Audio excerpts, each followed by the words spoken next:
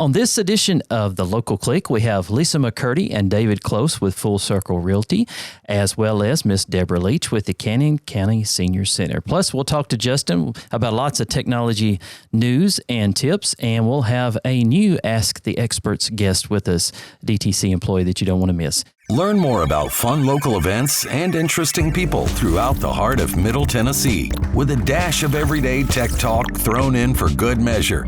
The Local Click starts now. Hello and welcome everyone to The Local Click. The Local Click is the monthly technology podcast produced by DTC Communications. That's right, we talk interesting parts of technology as well as we talk to a lot of interesting people in our service area, a lot of local businesses and things of that nature. And we have a good time and we appreciate you joining us each and every month for the show. And back with us to kick off the show again today is Justin Malden. Thank you again, Justin. Good to see you. Listen, I'm glad to be back. I haven't been kicked off yet, and so I really appreciate you letting me come back again. Yeah, he keeps trying to get kicked off, but he's going to have to try a bit harder. So it is the month of April. Maybe we'll have a lot of April showers. I don't know, but I'm definitely looking forward to some nicer weather. How about you? I would much rather have April showers and that nicer weather than have to deal with tax day. I think you're probably not alone in that. Most people don't look forward to that part of their lives, do they? No. We're looking forward to the better weather, people getting outside, enjoying things a little bit more, and looking forward to what we've got coming up on the show today. Should be a really good show today, I think. We've got a lot of cool things going on. Of course, you'll be here talking some of your tech tips, your tech news roundup, which is always great to kind of see what's going on in the technology sphere that we might have missed in the past month, as well as the Ask the Expert segment, which will be coming up with Jeff Tanner. We've got a couple great interviews for this month. We will have Miss Deborah Leach with the Canyon County Senior Center. And then I'll be back towards the end of the show where I kind of like to talk about what's up DTC, all the different places that we'll be. And with the weather getting warmer and nicer, you can guarantee that we'll be at more places coming up soon. So you definitely want to stick around for that. But we're going to kick off the show first with our first interview, and that will be with Lisa McCurdy and David Close, both with Full Circle Realty in Watertown, Tennessee. Thanks for joining us for the April edition of the Local Click. Lisa McCurdy and David Close, both with Full Circle Realty in Watertown. Thank you so much for joining us today on the show. Thanks for having us, Nick. We appreciate it very much.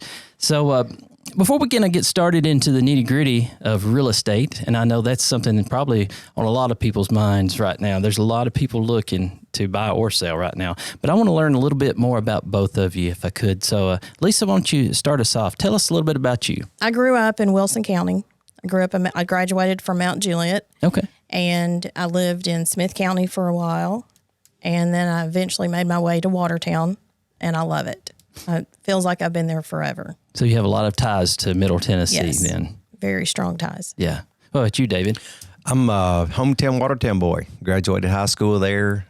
Was raised in DeKalb as a young kid, but moved down there, I think, in second grade, and graduated high school and kind of moved to Smith County for a while, but back home now. You are co-owners, right? In the business, and you chose to make Watertown your home base. So what would be the primary reason for that? Just because you're so familiar with the area and you spent so much time there, or? Yeah, it's home, it's close for the office and access and, just know a lot of people. So, yeah. So Lisa, how did you get your start in real estate? I got my start in real estate when I moved back to Tennessee. I lived in Missouri for a couple of years, and the agent that helped us move back, they just did such a great job and made the process go so smooth. It was like putting the pieces of a puzzle together. And every piece has to be in place in order for that transaction to get done. So you like those organizational skills involved and the attention to detail? Helping somebody get back home. Yeah. A lot of people think that home ownership is not attainable. And it can be if you've got the right people in place. So you saw some of the qualities in the whole transaction that kind of fit with your personality, so to speak. Yes. Yeah. So it's good. I like it. Great. What about you, David? I was raised in real estate. My father was a owner-broker my whole childhood and growing up, and up until his passing, he was still doing it. So it just been in my, just something that I picked up over the years, and I really enjoyed doing. So You probably picked up a lot of tips from him too, right? I did. He taught me the ins and outs of it. So Yeah. I was really fortunate. Talk about Full Circle Realty and how you got your name, because I think that's a great name. Like I said, I moved out of Tennessee for a couple of years, and I was raised in Wilson County. Moved to Smith County for a little bit, and then ended up back in Wilson County in Watertown. So I kind of came back full circle. David and I worked together at another real estate company, 2016, and worked out really good. And then we kind of went our separate ways. And then now here we are back again, full circle. I see where it came from. Makes a lot of sense. Yes. So that's, my thing is I want to be able to help other people bring their real estate full circle. So what counties do you primarily work in as far as listings? We're pretty much all of Middle Tennessee within, kind of everything touching our area, we'll definitely service. So it's not just the Watertown, No, Wilson County absolutely area. not. Right. And I assume you guys are there for buyers or sellers on either side of a transaction, right? Yes. Yeah. Do you have a favorite side of it? I prefer the listing side. Okay. What about you, Lisa? I like first time home buyers because that excitement Yeah. and helping them reach that goal, there's nothing touches it. I still remember as a first-time home buyer myself, that excitement that my wife and I had when we were looking, and the possibilities, the imagination. Can we see ourselves living here, and that kind of thing. It's exciting. It is. It really is. And Yeah. to get to be a part of that and help somebody achieve that, it's awesome. So, what are the advantages of a buyer using a real estate agent, when they're ready to buy a property? A good agent can benefit a buyer by saving them time and money. They can handle the negotiations. There's several costs that are involved with buying a house that you don't even realize. You can get a lot of those rolled into the loan. And a good agent has a good network, title company, a lender that can help. And a lot of buyers don't even know where to start. So it kind of speeds the process up in some ways, doesn't it? Yes. If you've got someone working for you that's experienced in that field. And they do it every day. If I had a piece of property or a home that I wanted to sell, what's the advantages of using an agent versus me just trying to sell it on my own? Well, knowing what the processes are, I mean, as far as making sure your documentation, your forms that are necessary for you to sell your property are taken care of, and that, for their disclosures and things like that. Then also all your advertising. We do drone videos, we do professional pictures. Yeah. So it's things that they're probably not thinking about when they're thinking, well, I'd like to sell my property. And also the fact that they don't have to be sitting around waiting on people to call them, so they have to show their homes. We'll have everything set up and organized so they can just kind of leave it to us to make sure that everything's handled properly. I don't think a lot of people realize just how big of a service industry the real estate business is with people. Right. That's kind of overlooked a lot, I think. They think it's almost just like a checkbox. I need an agent for this or that, but they don't realize the amount of work. And I know this for a fact because I've worried real estate agents myself to death. But there is no time clock, right, on the phone calls and texts, right? All times of day. Mornings, nights, yes. Weekends, so yes. Yeah. So you're working hard for your clients on either side, really 24/7. Exactly. Yeah. Talk about the importance of having access to high quality, high speed fiber internet for a home listing. Well, nowadays, one of the first things that everybody asks is, what's the internet like? You've got so many people working from home or homeschool that they need that internet.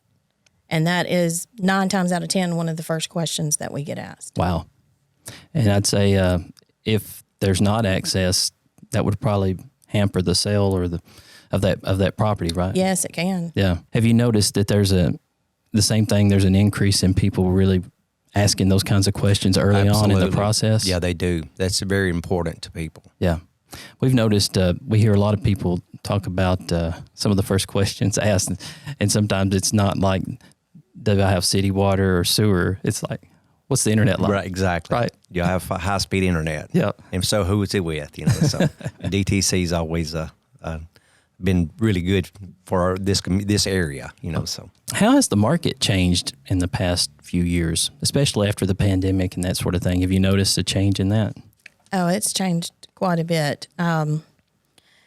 We went into a heavy season of listings getting multiple offers, which it happens, but it wasn't a regular occurrence. It wasn't as common. In your rural areas. And so that was interesting, and that made it really hard on home buyers. Thankfully, it's not as common now. It's kind of settled down a little bit on that, but it has definitely changed. Mm-hmm. What about interest rates? I know you hear that in the news quite a bit, how the rates are fluctuating quite a bit and that sort of thing. They are, and that has a lot to do with the change in what Lisa was saying about the multiple offers and all. Because with the rates up, it's kind of slowed down that a little bit. But they're talking about some rate decreases coming, in the near future. So we'll see how that plays out. Yeah. And that does change really what you can afford, doesn't it? From absolutely. A monthly payment more standpoint. than people realize. Yeah. I know real estate is a one-on-one type of business where you're really trying to hold the hands of a buyer or seller during a transaction because they're looking for your expertise in a lot of this stuff. But at the same time, I'm sure with technology trends being what they are, people expect to at least get that first start sometimes by going to the internet, right, and looking for listings and that sort of thing. Do you guys use a website for some of those types of things? Yes, we do have a website. We also utilize the MLS for searches, and you can do searches from our website as well. So if someone heard something today that kind of sparked their curiosity and they want to get in touch with you for some help with their real estate needs, how do they need to get started? Well, they can call the office at 615-697-3264, or they can check out the website, which is fullcirclerealtytn.com. Awesome. Well, Lisa, David, I really appreciate you visiting us here today and teaching me a little bit more about the real estate business, and good luck in all your future business endeavors. Thank you, Nick. Thank you. Thanks for watching, and we'll be back with more of the show in just a moment. Gaming builds real skills for real careers in esports and beyond. Project manager, content creator, customer service rep, software developer. Build your skills with Fiber Gaming Network and DTC. Learn more at fibergamingnetwork.com. You know that DTC provides great products and services to your home, and you can get the same great value for your business with DTC Business Solutions. Whether you're making sales over the phone or online to customers around the world, we deliver the reliable business solutions you need at a competitive price. And we do it all with uncompromising service. Let's talk about what matters to your business. Call DTC Business Solutions today. Welcome back to the Local Click. It's time to hand it over to Justin, as we do each and every month, for Justin's Tech Tips. Justin, take it away. So I've got one here that's sure to raise your level of excitement. Something that's talked about often, something that people think about all the time, and that is web browser extensions. Oh, I'm glad I was holding on for that. Web browser extensions. Yes, I was hoping you'd go there. So we use web browsers all the time. Whether you're on your computer, whether you're on your phone, whatever device it may be, tablet, it does not matter. You're using a web browser of some sort. And most of the time, the names that stick out would be Google Chrome or Microsoft Edge or Apple Safari or the three big players in there. And there's some other ones as well. So we know what a web browser is. We use it all the time. But there's a specific piece of software that can run inside that to make it even more functional, even more customizable. And that's called an extension or plugin, depending upon the browser that you're using. But most of them call them extensions. Something we don't think about often. You probably actually already have some extensions that are running within a web browser right now, and you just don't realize it if you've installed some pieces of software. So these pieces of software can do all kinds of things, add all kinds of functionality. So one of the biggest things that they do is add some extra layers of security. So if you've got an antivirus or you've got an anti-malware on your system already, chances are it asked you to install a plugin, an extension for your browser already. So that way when you're surfing the web, it's checking your websites as you go. It's checking your downloads to make sure that there's nothing in there that shouldn't be. So it's helping protect you. It's adding an additional layer there. It can do some other cool things. We've talked about password managers before. That's been a tech tip that we've talked about before. Password managers can run inside your browsers. That's a big one as well. Yeah. So that, so it adds, you can think about the security aspect. You can think about the password manager, which is a layer of security and also a layer of convenience too that can run. But there's also some neat things that it can do. There's certain extensions that will help you with your grammar. So if you're writing something or you're filling in, maybe you're using, instead of using an email application, you're using email within a desktop environment and you're typing it in, it will help you beyond what your normal check and review for spelling and grammar that's built in. It will help you to make sure that, hey, you're changing your word variety up, the sentence syntax is a little bit better, making sure that you do have subject-verb agreement, all sorts of things that those can help you with, so that when you send that email, when you press that send button, you don't have to worry about, hey, I've messed up somewhere along the line when somebody reads it. They can help you save money too. Browser extensions can. I'm always about that. So, these websites that people have never heard of called Amazon and Walmart. That some small websites. Yeah, so like just that. small websites, these e-commerce sites. You can use extensions that will automatically fill coupon codes for you or help you find better deals on it. If you're shopping on one site and you're trying to buy something, that it can say, hey, actually, you can find a better deal on this website. Or, that's hey, pretty neat. Or here's this coupon code, and you can save money. So it can help you save money as well. Probably my favorite thing about browser extensions, though, and the number one thing that I use it for, is ad blocking. You get those distracting pop-ups. You go to a website, hey, subscribe here. Check out this page. Check out this product. Yeah, we've all seen it. And it's a catch-22. You want to support websites. We go when we browse the web and we get to access a lot of information for free, and they need a revenue stream for it. But sometimes it can be a little much when more of the page is ads versus the content that you're trying to access. Maybe there's an issue there, and this can help you facilitate a way to cut back on those intrusive ads, especially, the ones that you've got to get through before you actually access it. And for some people, that's enough that they don't ever go back to a website. Right.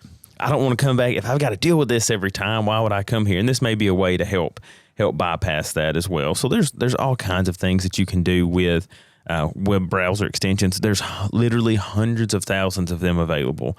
A majority of them are free. There's a lot that are free. Some of them do cost money, so you may have to pay a little bit. Most everything's on a subscription model nowadays. Usually they're not too expensive, but if there's something that you think a web browser should do that it's not already doing, probably there's an extension out there that'll make it happen for you. That's true. And I will add this too. When you're looking on the list of browser extensions for your favorite web browser, as a little tip, I always like to check the reviews, and I like to stick to ones that have a lot of reviews that are at the top of the recommended list, because you can have some unscrupulous browser extensions too. Yeah, so there's some other concerns too, and some other considerations to be given. Like you said, the security of them. Some of them are signed, some of them are from known developers, some of them aren't. Also, they can eat up system resources. So you don't necessarily want to run a lot of these that you're not really utilizing. So if they're beneficial to you, but I'd recommend that you pick a few that work for you, that help you, because you don't want to just go downloading 100 that you don't know about. Right. It could be a security risk. It could also slow your system down and actually have the adverse effect and make your browsing experience worse instead of better. Yeah, we're trying to lift things up, not tear them down, right? This segment, we're lucky to have Miss Deborah Leach with the Cannon County Senior Center. Miss Deborah, thank you for being with us today. Thank you for inviting me. Well, you had a very long drive over to the Woodbury studio from your place, right? Oh, yeah. It was very long. We were laughing here behind the scenes, like she could probably walk from the Senior Center to our studios here at DTC in Woodbury's office. I could, and probably need to. Well, I probably do too. It's a little chilly out there today. Yeah. Well, thanks for being here. Thank you. I know a lot of people that are watching and listening, especially from the Cannon County area. They know you and know about you and stuff. But for those that don't, tell us a little bit of history about yourself and how you ended up here in Woodbury. Well, as far as the director of the Senior Center, My undergraduate degree is in social work, so I graduated from MTSU, and then my graduate degree is in sociology with an emphasis in gerontology, with a certificate of gerontology at the graduate level. So I've always worked with older adults because that's the study of aging, gerontology. And I guess I worked in mental health for a long time. And then when I moved to back to Auburntown, started working over here at the hospital and I was invited to join the board. So I was on the board of directors at the senior center for about 7 years. And then after that, the job opening, came available and I applied. And so I've been there ever since. That was 10 years ago. It'd be 10 years ago in June, which it has flown by. Doesn't seem. Yeah, I was going to say, it doesn't seem like it's been 10 years because I really remember when you doesn't. started there. Yeah, 2014. So you have ties to Cannon County. You live in Auburntown area, do. right? So Yes. I would think it probably pleases your heart, so to speak, to be able to help seniors in your home county. Right? Oh yeah, I really enjoy that, and we have a lot going on at the senior center, and we have a good time. But yes, I do enjoy working close to home and with the people of Cannon County. What's the main purpose of the senior center? Well, our mission basically is to promote independence, wellness, and activities to enrich the lives of Cannon County seniors. But you don't have to be or live in Cannon County to be a member of our center. We welcome anybody that is age 60 and older. That's who we serve. That was going to be one of my questions, too. I was Yes. kind of curious about that. 60 and older, and I am knocking on that door myself. So it won't be long. Well, some of the events and special things that you have going on at the center, I can understand you probably get several calls wanting to know, hey, can I be a part of that? And you'd be like, well, you're not quite at that age yet where you're Right. eligible to participate, right? Right, and we really do stick to the age. But yes, our exercise programming is very popular, and we have a fitness room with commercial grade equipment, and that's not something you can find anywhere around here except really if you have to go into rehab or something. Right. So we have that available, and there is no membership fee to join the senior center. So people really like that fitness room that we have, as well as the exercise classes. But we also are a nutrition site, so we serve meals every day. We do the Meals on Wheels program. And then we have a lot of classes we offer. We've got an amazing art class. A lot of people like that. Quilting class, craft classes. But we also have a lot of fun activities. Beanbag baseball. Oh, that sounds exciting. Yeah. It's a little like cornhole. We just play it once a month because everybody gets excited and loves it. Now, if do you get involved in some of these games when they're going on? Oh, yeah. All I'm the right, biggest yeah. cheerleader, Awesome. Sometimes they say they think that I have as much fun or more than they do. But we do a lot of fun activities. Of course, bingo is another big one at the center. We have big crowds for that. So we have great community partners that come in and help provide some of the activities as well. That's awesome. And then we have things like we've got a foot clinic going on right now, foot care. And so we've been able to provide that free of charge. So we do try to offer a lot of different things for a variety of people in different age groups as well. What I'm noticing too is it's a great blend of fun activities, right? Mm-hmm. But also helpful activities with health, working out, keeping active and fit, Mm-hmm. or different, clinics and that sort of thing, right? It's a balance, isn't it, when you're trying to help people? Yeah, we do. We try to offer that balance. We are also, a community resource center. So we have a lot of information and resources for people that we try to connect them to as well. Yeah. So What is your standard, set of days that you're open or hours? we're open Monday through Friday, and we're open 8 o'clock to 4 o'clock. Okay. And you don't have to make any kind of appointment, right? You can just pop in and Right. participate, Yeah. And right? if you just want to come and see what we offer and take a tour, we welcome everybody to do that as well. People like to come and kind of see what's going on, Yeah. see what we offer. Like we have a library and a computer room, and then we have the fitness room, and then people can see the art displayed, so they can see that we have different things that might interest them. Yeah. And then we do publish a monthly newsletter, so we like to give those out as well. Oh, that's to good. people who come in that are new. Yeah. Kind of helps you keep in tune to the calendar, right? And the different Right. things that are going on for that particular month. Mm-hmm. Yeah. Now, I know I hear a lot of talk around town about one thing that you're very involved in, and that's some of these trips that you take the seniors on, right? Is that one of the most popular things that you get to work on each year? I would imagine so, because I hear a lot of talk about it. Yeah, our travel program, it's actually a fundraiser for the center, but we offer it to the community, so anybody can travel with us. I think some people think that you have to be 60 to go on some of these trips, but you don't. We have had people to take their grandchildren, their children, friends, so anybody can go.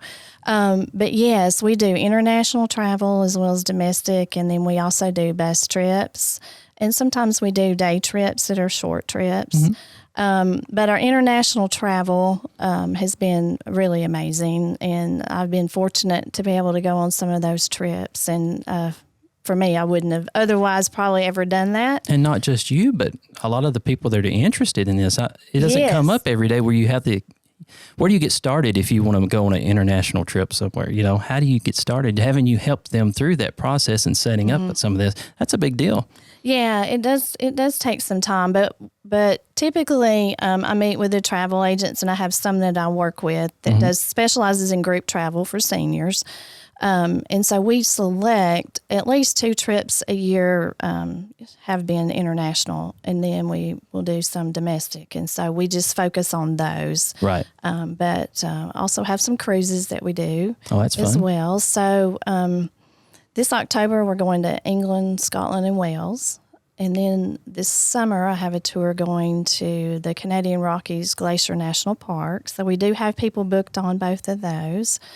And we also have a cruise and one set for 2025 that some people are interested in that's going to New England and up to Canada. Oh, that'll be fun too. So, yeah. And we've been to Ireland and to London and Paris, Italy. I got to go on the Greece trip this past October, and that was pretty incredible. It's a beautiful place. I bet there's a lot of friendships that get made through the center, especially on these trips, because when you travel with others and get to see all the excitement of these different places and things like that, you're building a lot of memories, right? A lot of connections, so to speak. And usually friends usually go in room together, so people who are already pretty connected, and then so then you meet other people as well. And then we travel with a larger group, so we may have 15 to go on a tour from the Canyon County Senior Center, but then meet up with another maybe 40 people for a bus load that we then, once we get to our destination, will travel with and get to meet. Right.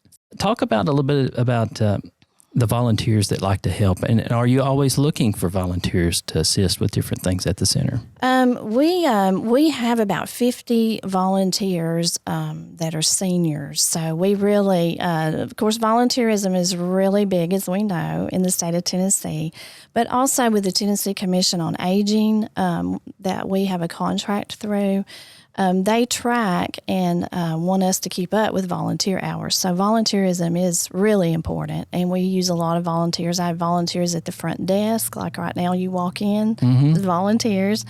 We have volunteers that help deliver commodities, help deliver our Meals on Wheels. But yes, throughout the year, especially during fundraiser events, we like to have volunteers even from the community.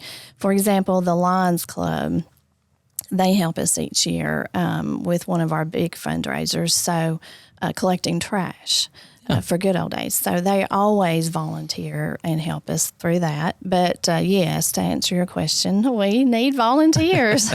And they can, I'm sure we'll get to the end of this interview, we'll give your contact information out in case people want to inquire more about that. I like something that you mentioned just a second ago, too. You were talking about you have a lot of seniors that volunteer to help seniors. I think that's a neat aspect of that, we too. We do. And we have a great program in the, Christmas time. It's called Adopt a Senior Program. And so our seniors volunteer and they adopt a senior in need. And so they go shopping and buy gifts for the seniors in need. And so that's a way they can give to someone else, and that's a volunteer project. Right. And then I have volunteers that go out and deliver those gifts. So it's a wonderful program because the recipients and those that deliver both have great rewards. That's a win-win, it. Isn't it? Yeah, it's a good program. Well, let's talk about technology a little bit. And since we're a technology-based podcast, we talk a lot about technology. Okay. And some people may incorrectly think that there's not much technology involved at the senior center, but we know for a fact, because I've been there and I've seen it, there is quite a bit of technology there, isn't there? Yes, there is. And of course, we have internet and Wi-Fi as far as the services you all help us provide, and TV, of course, telephone. But we do have a computer lab, so we have 4 computers set up in there with a printer so that our seniors can come in and check their email. They can get on the website, and, they can Google whatever they want. They can order online, that type of thing. But we do have one of my part-time staff. She's able to assist with technology a lot better than me. I'm very limited in that area. But some people come in, for example, with their cell phones and maybe a new cell phone, don't quite know how to use it. So she can assist with that, iPads, laptops. That's a great type of service that you're providing. And then we have computer classes from time to time. We partnered with a high school for our last computer class and had some of the students and one of the teachers come over and help our seniors. So we like to do that. And it would be good to have more, I guess, of an ongoing computer class and technology assistance. So we continually work on that. That's But great. some of our seniors still have the flip phones, but a lot of them now are purchasing the smartphones. So like we all do, need a little help when we first get started. Yeah. You'd be surprised how many seniors can get around on a smartphone, though. Yeah, Because I know several of them myself, and sometimes they know more about it than I do, and that's the truth. So, what's the most exciting part of your job every day? I like we were talking about the travel program. That has been, a privilege that I've had to be able to do that. But I think the most exciting part, and the thing that I like the best, probably, is the fact that I get to help people. And when you have somebody to come in and you're able to give them maybe a resource, or you're able to do something for them or provide them with some assistance. We're also the help center for Middle Tennessee Electric, so we help people through their Share and Change program with utility bills. And so when we're able to provide a service or give somebody a resource and help somebody in some way, it's, I think, makes the day worthwhile. And that's probably the most enjoyable part of my job is really being able to provide that type of service. And sometimes it's just listening. It's somebody that's got a need, Right. comes into the office, and you just listen and help them Just talk being there through for it. someone Yeah. sometimes, yeah. I know there's another thing that you're extremely involved with every year in Woodbury, and that's the Cannon County Good Old Days. And you do a fantastic job on that. Tell us all about what it is, and for those that haven't been, and when it is, and just some details in general, and what you expect to have there this year. Okay. Yeah, it's our biggest fundraiser, and a lot of people don't realize that the Senior Center actually coordinates it, organizes it, and hosts it. And this is our 18th year. Wow. Yeah. I realize that. It's been a while. But of course, we know it originated back in the 70s with Bill Smith and Steve Smith and the Bank of Commerce. And I was one of those way back when, not in the 70s, but in the 80s that worked with Good Old Days. So it's been around a long time. It's really a good community event, and we're proud to be able to host it. But we call it a festival. It's 2 days, Friday and Saturday. This year it is May 3rd and 4th. And we kind of went back to the original dates in a way because it was always the first weekend in May for many years. Right. But it's a little bit earlier, so a little bit pushed for time. But we have a lot of fun events, we think, at the Good Old Days. We start off with our senior events, and the reason we do that is because May is Older Americans Month. Oh, okay. And so That the makes sense. Senior Center hosting it, we try to incorporate a little bit about Older Americans Month. And this year, the theme of it is making connections. And that's one of the things that we're able to do at the Senior Center is make those social and strong connections. So we're going to incorporate that. And then, of course, we have lots of entertainment on stage, as you know. You're going to be a part of that. Yeah, I may have year. participated a few times in some of the musical activities there. Yeah, Yes. I always appreciate you having us. So there. we have a lot of good bands and musical entertainment. We have a good group lined up this year as well. We also have, of course, pageants from baby show all the way up to our senior men's And those pageants. are big. Yes. Those are really big. And we hope we have a lot of contestants this year as well. Of course, we have a parade on Saturday. And then we have school events scheduled at Dillon Park on Friday. Dog show. The dog show is very popular. That's very popular. Yes, it That'll be on is. Saturday, Yeah. 2 to 4. And so, food vendors, I think a lot of people like to eat while they're at Good Old Days. I've been known to eat while I'm there. Yes. I've never left hungry. So we have several already, from barbecue vendors to a Cajun vendor who's new this year. Oh, that's neat. Yes, we have a lemonade vendor, a coffee vendor that's new this year, and of course lots of different varieties of food. And then we have several already scheduled as far as information vendors, retail vendors. So you'll be able to get a lot of good information about services, resources in the community while you're there, as well as buy something That's right. that you can't live without. And we have more craft vendors already this year. And Oh, that's great. some People wood love that. crafts and some local crafts that people have made. So that should be really good to look at as well. Yeah. People And love buy. the crafts. They really get into it, don't they? Yeah. Yeah. If others want to learn more about all the things that you're kind of talking about with Good Old Days, do you have a website or We some way they can do. keep in touch with that? Yeah, we have a website. It's CannonCountyGoodOldDays.com. And so I have all of the sponsors. We got wonderful sponsors. If we didn't have sponsors, we could not put on this event. So they're listed on there, our corporate gold sponsors. We also have event sponsors that help us sponsor every event that we do. And then I also have on there, we have listed the vendors as well as the forms that you need. If you want to be a vendor, you can still be a vendor. Oh, Still okay. time left.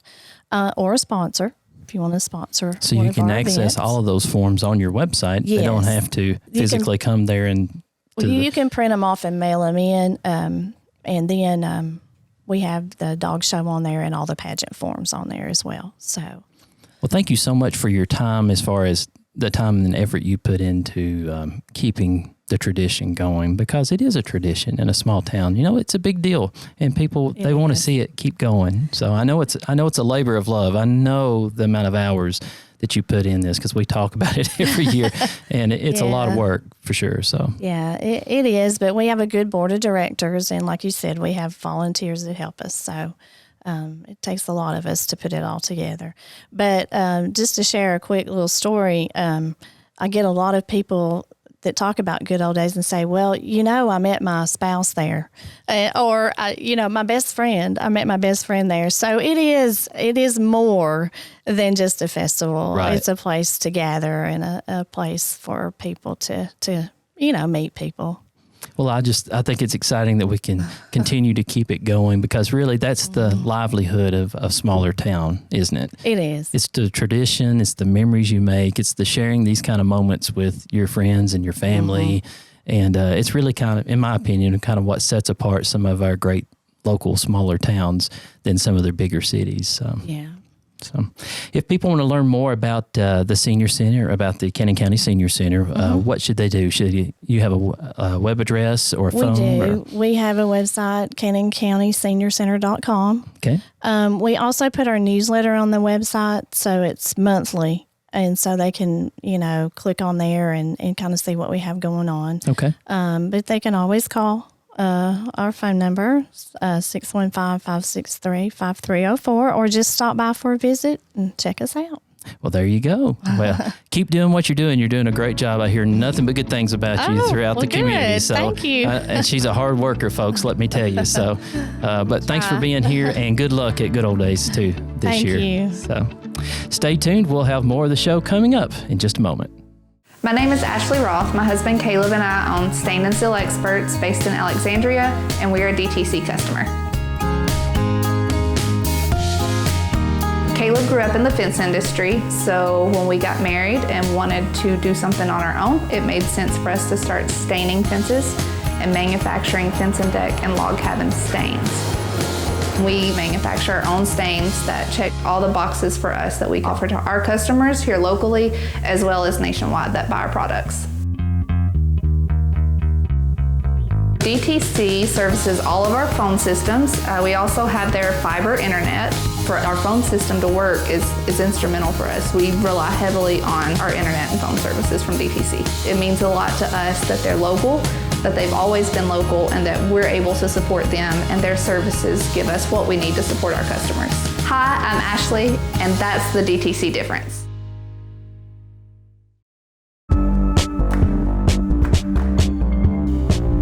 And welcome back to the final segment of the April edition of the Local Click podcast.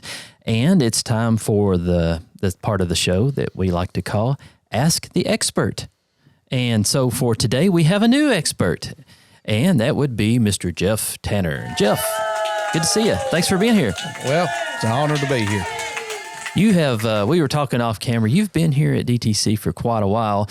Currently, you're doing a lot of, I guess you might say, fiber install support, right? Is that what you're doing? Yeah, you could say that. So what do you do? Explain to everybody at home what you do. I'm the one that usually, of course, the engineers will go out, and I'll go out after them. And when it has to be buried, if it has anything to do with buried, that's really where I come into play. Okay. And I'll put the drop in the ground, It's not like a lot of people might think that you're actually digging up their yard. Well, it's not, because the machines that we have, just makes a small indentation. It just cuts it and puts the wire in or the fiber and covers it right back up. And then we run over it and smooth it out. And after a couple of rains, usually can't even tell we've been there. Sometimes you can't tell the day we leave. You can't tell we've even been there. Wow, that's awesome. So, Jeff, when you talk about burying a drop, I know that's what a lot of the technicians call it, but as far as in layman's terms, what does that mean, and just how far in the ground are we talking about? Usually, the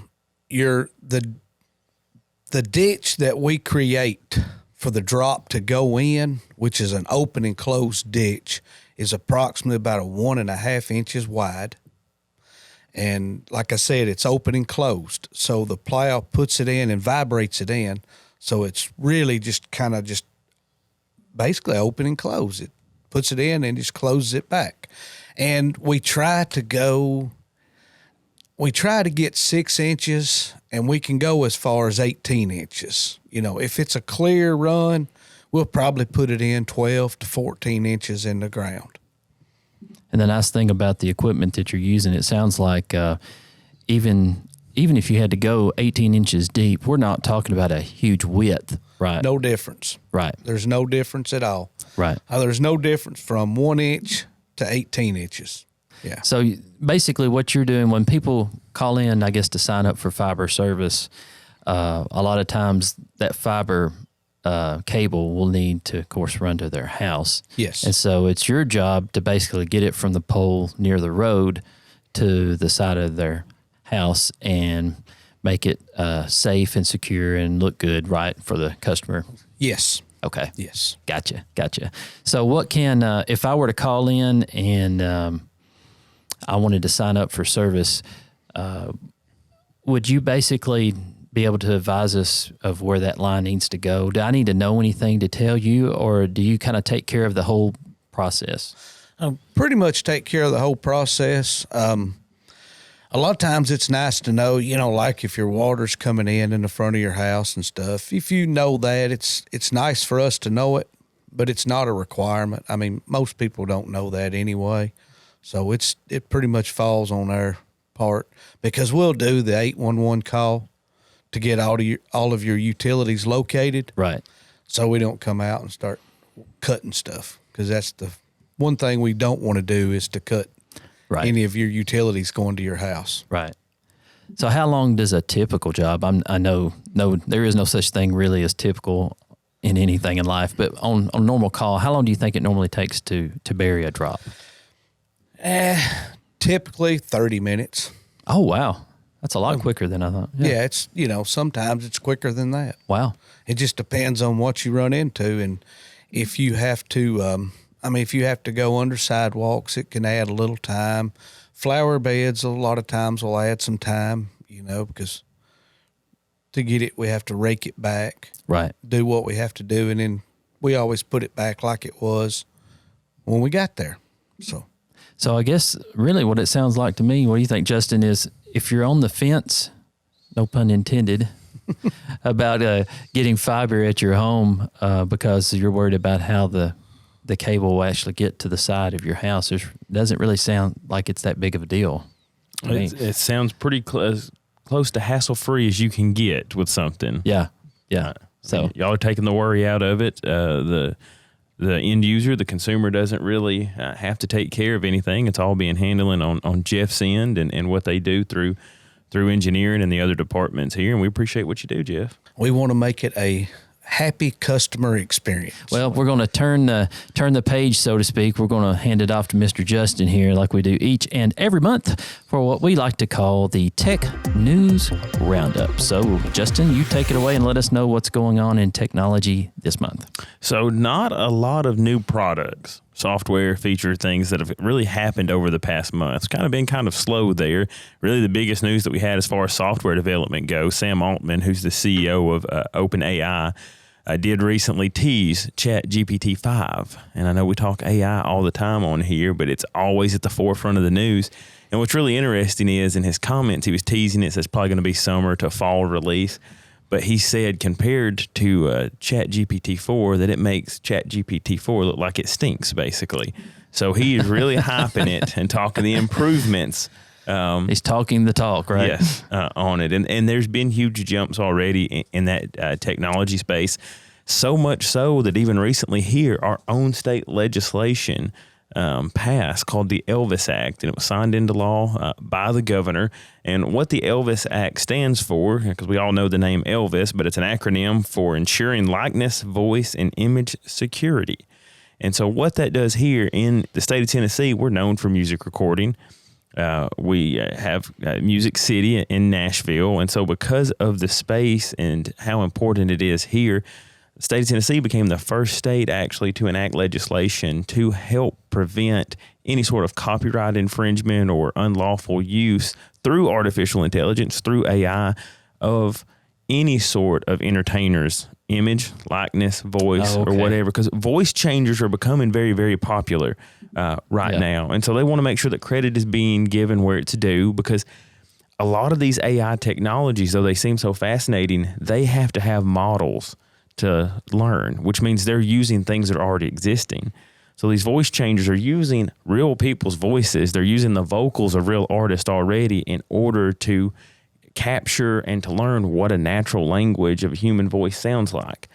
Well, if they're using it, they want credit to be given where it's due. And so you enter into the copyright space and other things as well. But how do entertainers make their money? How do artists make their money? Right. Through the sale of their products. Yeah. So they want to make sure that these artists are being compensated. And there's even in Congress at the national level, there is some legislation that is probably going to pass. It looks like it very well will pass, that any content that is non-original that's AI generated needs to be labeled as such. And that can come from the aspect of making sure people understand it's non-original content, but also probably helping understand what is a legitimate piece of news potentially versus something that's made up, because AI is causing a lot more news pieces and satire. Or you're talking these voice changers, you can do what's called the deep fake, put somebody's face on somebody else, use a voice changer and pretend like somebody did something or said something that they didn't, so that space is going to be key to keep an eye on. Also, staying right in the entertainment space, TikTok. I am not a TikTok user. I do not have a Jeff, are you a TikToker? Yes, I have TikTok. Do you? I really do. There you go. I do. So a lot of people do. I'm one of the ones I don't. I've never gotten into it. But I mean, there are, I think, estimates over 100 million users in the United States of TikTok. Wow. So over a third of the United States is actively using TikTok. There's some security concerns with it. And actually, half of Congress has already voted on what is going to be a ban on the current Chinese ownership of TikTok, which would force either a shutdown of TikTok or a sale to a different company in order for it to continue. Now you say, well, how is that tech related? Well, again, using these entertainment sites, these are also news gathering sites for people. They're information gathering sites. It's how you get information, how you disseminate information, and every major news outlet uses TikTok. Politicians use TikTok. Athletes use TikTok. People go there to get information, and so it could be a pretty big deal concerning that space and the amount of users. And then one more thing, and we'll be done. And there's a lot of legislation, a ton of legislation on the tech news, because that's really what's been going on over the past month. The Department of Justice recently filed a lawsuit against Apple. It's an antitrust lawsuit alleging anti-competitive practices. And there's been some scrutiny for Apple in the past because they're pretty closed off in their ecosystem and how they do things. And so there's now a lawsuit that's been alleged. It's the largest lawsuit that's been alleged against a technology manufacturer since Microsoft in 1998. So this is not the first time the Department of Justice has went down this road, but also, recently X and Meta and Google actually all came together to file a brief in support of a plaintiff against Apple for their usage of the App Store and limiting the App Store. And that's also one of the allegations within the Department of Justice lawsuit, is for Apple to open things up a little bit. And this is not the first time Apple's been in the news for that sort of thing with the Epic Games and Fortnite. Right, and that's the lawsuit. It is referencing Epic Games. And some of this stuff has already been occurring in the European Union, and it's now crossed the Atlantic over into the U.S. a little bit. So the USB-C on the iPhone 15 was a result of Apple being forced to do that because that's what everybody else was doing instead of using a proprietary hardware component. And they've also got in the EU some different stipulations as far as opening their app store and what's called side loading of apps. So it'll be very interesting to see what happens here. But Apple's very protective of their product. They like to control it. They believe that they've got a quality product, and they want to have their hand in it to be able to ensure that quality stays where it is. But then also on the flip side, you've got some other users who would like to access some features or see a little bit more competitiveness in the marketplace. Yeah. Going back to what you started off with, the AI and the music industry and that sort of thing, remember what we always used to say, seeing is believing or hearing is believing? Yes. That's not the case, is it? You can't trust what you see or hear half the time anymore with technology. So appreciate that. So we're going to change gears again right now, and we're going to go to What's Up DTC, where I like to talk about all the different things going on in DTC land for the month of April. First up for the month of April is the Smithville Elementary Careers on Wheels that will be happening on April the 5th. And then following that, the spring mile-long yard sale in Watertown, where you can get all the bargains that you've ever wanted and then some. That'll be on April the 13th. And the DTC Express trailer will actually be at that event. So make sure you stop in and see us if you are there. And wrapping up will be the Cannon County Cruise In on the Square, which is always a lot of fun. If you're a car buff, you don't want to miss this one. That's on April the 27th. And that's always, like I said, some of the best cars you'll see in Cannon County all year will be at this event. You don't want to miss that one. So, all right, I think that's going to wrap it up for the month of April for the Local Click. For Justin and for Jeff, I'm Nick Noakes saying so long until next month. Learn more about the show by visiting us online at thelocalclick.com. Also, be sure to subscribe to us on your favorite podcast or video platform so you won't miss our next episode of The Local Click. See you next month.